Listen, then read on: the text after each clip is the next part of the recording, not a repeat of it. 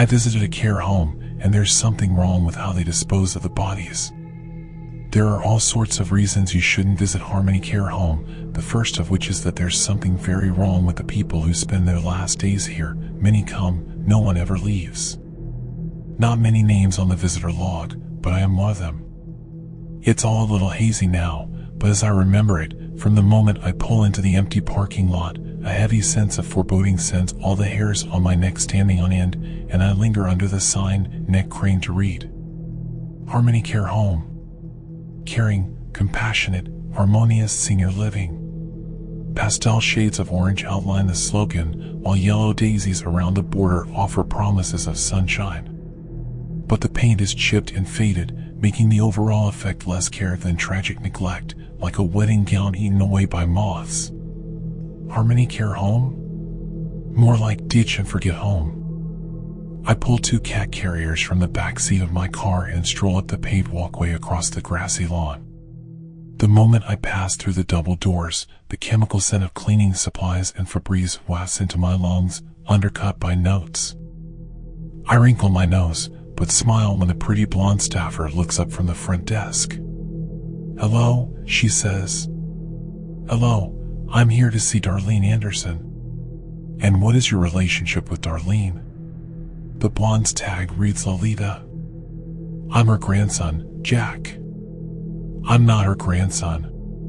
In fact, I've never even met Darlene Anderson." But to explain our actual relationship would be complicated. Well, I guess it's not that complicated. I've scammed her out of a couple $1,000s through her cat rescuing. See, I'm actually more of a catfisher than a cat rescuer. Cat rescue groups are mostly comprised of middle-aged women like Darlene, so if you're a young gricker wanting to dip your sticky fingers in the donations pie, you'll do best to join under a sweet and dowdy name like, say, Susan. Cull some kitty pictures from online, post some links to GoFundMes with sob stories. The cats did alright. My best fundraising scam was actually under the guise of Jacob, a little boy sick with cancer who got donations from hundreds of people all over the world. But then, some questionable life choices and a pill overdose put little Jacob into an actual hospitalization a couple months back. I woke up out of a coma to tons of messages from people worried about poor Jacob. Why no updates? Did he die? Meanwhile, the real me, Jack Wild, was hovering near death with only the beeping of machines for company. Nothing like a near-death experience to make a man question his life choices. All of which is to say, I've given up on lies. Well, except to Lolita just now about being Darlene's grandson. Anyway, I'm here because this morning I got a series of panic messages on my old cat rescue profile. "Darlene, help. Mickle's very sick." "Susan, oh no. I'm at work. Can your family help?" "Darlene, please, no one else is helping. All those times I helped your cats, please remember. Jazz is dead, I think it's the cleaner they use." "Susan, oh no. Jazz. What cleaners are they using?" "Darlene, Mickles keeps throwing up." "When are you coming? Need you to take Mickles and Prometheus." "Harmony Care Home. Need that now." "Susan, I'll send my son Jack, hang in there." Normally, when the victims of my grifts start asking me for favors in return, I ghost them. But Darlene's messages made it seem like an emergency, and I didn't have time to find anyone else to pick up Mickles and Pickles. Okay, it's Prometheus, but come on, it should obviously be Pickles. So yes, this time, I genuinely am in the role of cat rescuer. I mean, sure, my entire relationship with Darlene is based on stealing her money. But Mickles needs a vet. Come on, non-monster. And after I have these guys living that fancy feast life, if I inflate the vet bill a little when asking Darlene for reimbursement, well, who's the wiser? But now that I'm here at the desk signing in, there's just something about this place that prickles my skin. And not just the smell, though the chemical odor is so strong it could strip flesh from bones. To the left of the check-in desk, a carpeted staircase leads to the upper floors, lit by electric lamps and sconces like old-fashioned torches. The dim lighting almost hides the horrible grime streaking the walls and the even more alarming stains that darken the carpet. Is that black mold? Somewhere an old woman cackles. Sings? Sobs? Hard to tell. Hopefully not Darlene, but I hardly blame her. To the right sprawls a large common area with armchairs and sofas that exhale a puff of mildew-scented air when sat on. Note to self, don't do that again. There's tables with coffee, an old-fashioned jukebox, a chart with a calendar of events. Bingo is on for tomorrow, everyone. And trivia on Wednesday. Don't miss it. The common area actually looks fairly normal. Old folks sitting, chatting, watching television or sipping their coffee. They all seem pretty bored, but I mean, it's not bingo night. Once I finish signing in, Lolita points me up the stairs. I head up with my carriers, wrinkling my nose. Maybe it's just my own recent experience with hospitals and chemical cleaners that's making my skin crawl. Maybe there's nothing all that unusual about this place, just a soul-sucking feeling of being forgotten. Up here, dusty windows let in pale sun, and the carpet is threadbare and the numbers on the doors faded, but it just seems like any old building. Except for the smell, that rank odor that even the chemicals aren't enough to cover up. A whiff of unwashed flesh, old urine, and something else, something that conjures nightmares of maggot-riddled rotting meat. And then, as I'm passing room 203, I notice the door is open, and then inside there is a man in a wheelchair who is visibly dead. I don't mean that he might be dead. No. I mean that I'm looking at a very old man who is obviously the source of the smell. He sits in a wheelchair, his head lolling to one side, blue eyes wide and vacant and staring in the creepy way dead people's eyes do. I don't even think he just died. I think he's been dead a while, judging by the fluid puddling under his chair. It's surprising he doesn't smell even worse, but that must be all the chemicals that have killed my receptors. The guy looks like he was well over 90, so his kicking the bucket is not so surprising. But what does surprise me is that the staff have just left him, here. Exactly where, presumably, they must have found him, since he looks several days into decomposition. I guess I could go in and check his pulse to be sure, but also... Are you kidding? No freaking way. I do the only sensible thing, which is to report it to the front desk, but if he's been dead for days, shouldn't they already know? Pointedly ignoring the creepy whispers in my mind that tell me something is off about this whole place. Lolita blinks alarmed blue eyes. Oh my gosh, she exclaims. Let me call the nurse. Are you sure? You sure he wasn't sleeping? Room 203? He sleeps a lot. He's 100% dead, I assure her. Did you check? Did I check? Is that my job? Hello, do you think I go walking up to dead bodies checking them? I watched for a suitably long time to ascertain that he was not blinking or breathing. Yes, he is dead. Okay. I'll have the nurse check on him right away. I leave her to summon the nurse and head back upstairs, giving 203 a wide berth and down the hall to Darlene's room right at the very end. Knock, and then enter. Dust motes dance in the light through the broken window blinds. The woman in the ragged armchair offers a warm smile that lifts years from her face, so that for a moment she almost resembles the vivacious cat lady from her profile, with hokey sequin sweaters and glossy auburn curls. But besides the smile, she is so hauntingly different that I nearly don't recognize her. Her curls have gone greasy and limp, her fingernails black with dirt as she picks at her withered skin. Oh, you must be Jack. You don't look at all what I expected. Yeah, I get that a lot. As a racially ambiguous Blasian, I look nothing at all like Susan. I say breezily, I'm adopted. Mom says hi. When did your cat start getting sick? Oh, it was, she trails off, tears welling. Mickles is already gone. Oh, I'm so sorry.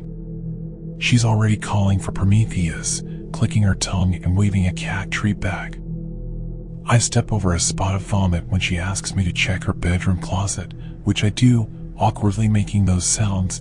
I've never been a cat person, dogs are just objectively better. I find Prometheus hidden deep in the closet, orange and fluffy and growling. He bites me while I haul him out. Good-looking guy, I tell Darlene, faking a smile as I shake my bloody hand. She clucks and tells me to get some bandages from the bathroom. Then she offers me tea, but I demur and head for the door, eager to escape the room's stench of cat piss. Then she asks a question that gives me pause. Jack, you're the one who was in a coma, right? Yeah. I'm surprised she remembers that. Did you get the flowers? Yes. Thank you. Good. She smiles. You're taking care of yourself? Not making your mother worry too much? Been trying to be better. Good. She nods. She loves you very much, you know? I do know, because I wrote all of Susan's communications and got a kick out of making her everything my real mom isn't. In reality, there's no family in my life. It was Darlene who messaged when I woke up out of my coma, asking Susan for help with a cat rescue. I ended up telling her how my son Jack had OD'd and was recovering in the hospital. And then Darlene sent flowers. Actual flowers, to real me, and even if it was under false pretenses, those flowers were the only thing in my hospital room besides the machines. And if you want to know, that's the real reason I'm here now, to help her cats. You're a good kid, Jack, she says. I tell her that I'll take good care of Prometheus. She gives me the saddest look, obviously trying not to cry as I take away the only thing she loves in that place, and then I shut the door and Prometheus yells like I'm breaking his little kitty heart, and I'm not crying, you're crying. Prometheus continues wailing as I start up the car. Loud, deep, mournful howls that shake his whole body. I know, buddy, I tell him. What a way to go, eh? How does someone so loving and lively wind up trapped and abandoned in such a dismal room? I'm about to start the car, but now I'm thinking again about that resident up in 203. The guy in the wheelchair. Did the staff ever check on him? Not my circus, not my monkeys. I set the car in reverse. But then I drop my head back against the headrest. Sigh. Remember how it feels to be dying alone. Hooked up to machines with no one caring. Getting those flowers. Prometheus howls. If I could translate those howls, they would be alone. Alone. Alone. Frick. Me. Back out of the car. Already regretting this. Slam door. Already hating every life choice that led me here. Stride back to the front entrance. My phone doesn't get cell reception out here, of course it doesn't, and the spotty Wi-Fi can make video calls but not regular cell network ones. Fine. I'll call the cops once I'm back on the road. But I should make sure he's actually dead, so I don't get accused of being a prankster. To get help for Darlene and other residents, I need evidence. Back through the double doors. Frick me, frick me. I'll just get a few pictures, make a report and keep myself out of it as much as possible. Fake contact info, no follow-up questions, please and thank you. Lolita at the front desk smiles and asks if I forgot something. I tell her I need to ask Darlene about Prometheus's diet. Then I add, hey, did you check that resident in 203? Oh. Yeah, he's fine. Really? Seeing my eyebrows arch toward my hairline, she adds, Gerard just needed to be changed, that's probably the puddle you noticed. He has kind of a mean stare and can look spooky, but he's more bark than bite. He didn't look spooky. He looked dead. He's just old. She shrugs apologetically. And my real name's Susan. I give her my biggest smile and say, that's a relief. Phew. Guess I'm just not used to old people. Or dead people. Which he is, Lolita. She waves me off and I head upstairs, every nerve tingling at that familiar rotting odor that clings to my clothes. I pause at the door to 203, which is now closed. Glance up and down the hall. Eavesdrop for a moment. No sounds. I turn the knob and it is not locked. I swing it open slowly and peer inside. There is no light in the room except for the illumination from the open door, and I almost scream because the beam falls squarely on two pinpricks of ice blue staring vacantly out from the darkness. Jack, have you gone clinically insane? Why the frick are staff here telling you this old man is alive when he's obviously decomposing? What is going on at this care home? I do not wish to know the answers to any of these questions. It would be great to have somebody brave, somebody like maybe say some boys and girls in blue with lights and sirens and guns come bursting in and wheel out poor Gerard, maybe with hazmat suits, because what is that stuff leaking under him? That is not him messing himself. That is him, he is freaking liquefying, and Jesus freaking Christ, what am I still doing here? Camera. Hurry the frick up, Jack. Camera. Before someone notices. Light, light. I tap the light switch. It does not work. Of course it doesn't. Why would it? Maybe I need to get the lamp cord. I step over, pull the cord on the lamp on the small table in the cluttered room with all its old person shit. A warm fuzzy yellow light illuminates a maggot wriggling in Gerard's left eye, and I gag, holding my shirt over my nose with my eyes watering and stomach bucking. Close the door so no one in the hall notices me, effectively entrapping me in here with this corpse. Great, just great, and then I get out my phone. Open the camera app. Creak. Ice claws up my spine. I look over my shoulder and...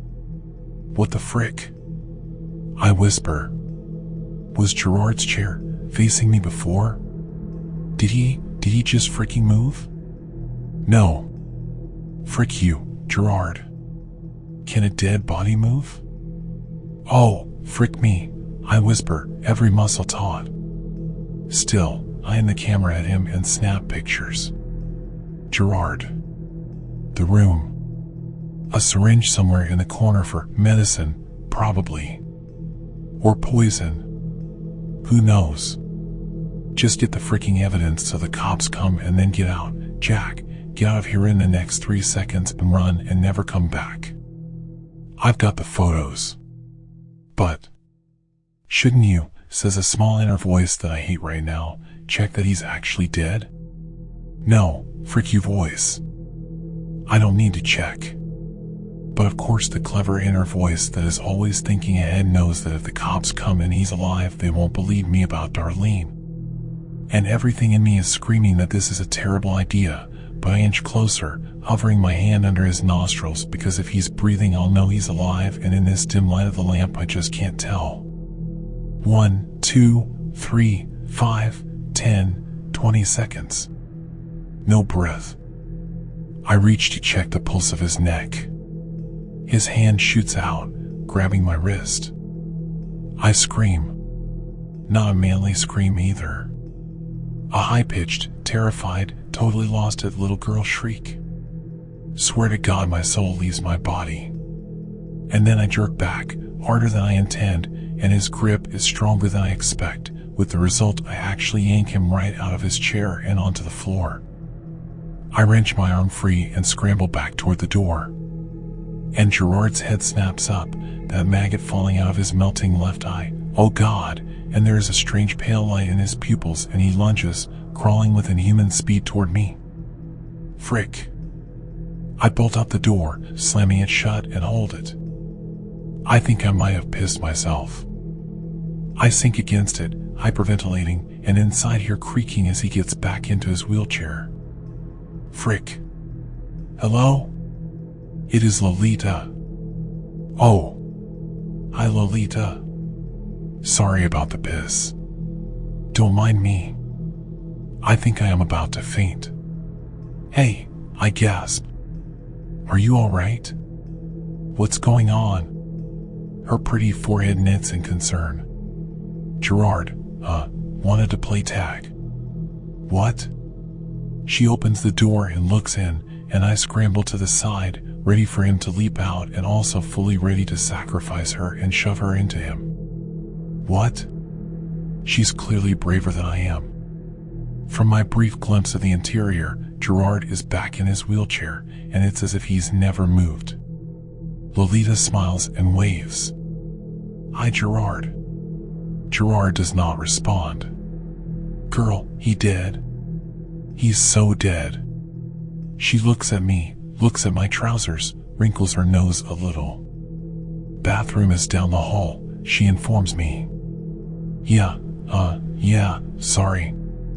Can I ask, is everyone here, sane? I point sort of generally all around, and then at her. Are you? Am I sane? She seems amused. It's a serious question, Lolita. I mean, I think so. You're the one acting strange. Didn't you just come to collect Arlene's cat? Why are you bothering Gerard? You seem kinda easily spooked. I am not easily spooked. Oh, I'm not saying I'm brave. There is no universe in which Jack is a hero. But I have been through enough in my life to have a very keen sense of danger. And only genuinely spooky things spook me. And also, I know I'm being gaslit.